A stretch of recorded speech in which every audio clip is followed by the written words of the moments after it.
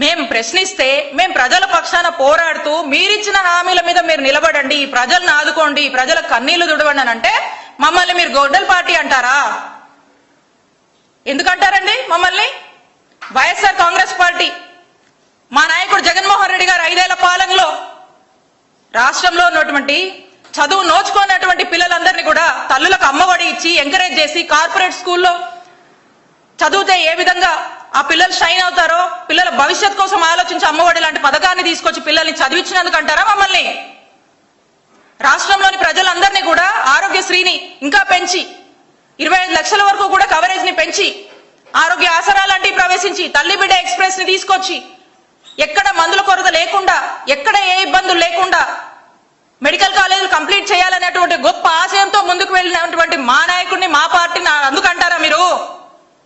మేము ప్రజలకు మంచి చేశాం. అక్క చెల్లెమ్మల పేర్ల మీద పెద్ద ఎత్తున ఇళ్ల పట్టాలు ఇచ్చాం.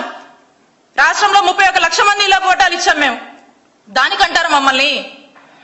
మేము చక్కటి సంక్షేమాన్ని అమలు చేశాం. కాపు నేస్తం ఇచ్చినందుకు అంటారా? ఈబీసీ నేస్తం ఇచ్చినందుకు అంటారా? లా నేస్తం ఇచ్చినందుకు అంటారా? దేనికంటున్నారు? చేయి ఇచ్చినందుకు అంటారా? ఆసరా ఇచ్చినందుకు అంటారా మమ్మల్ని?